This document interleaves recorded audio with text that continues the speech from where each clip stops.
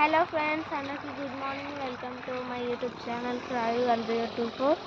ఈరోజు నేను మీకు చూపించబోతున్నా మా ఊరి అందాలు పార్ట్ 2.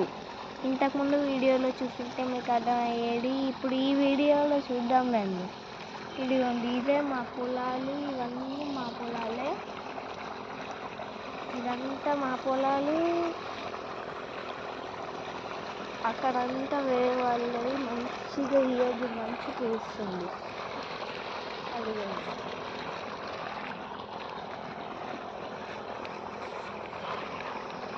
అడిగోండి, అక్కడే సూర్యుడు కూడా ఉన్నాడు.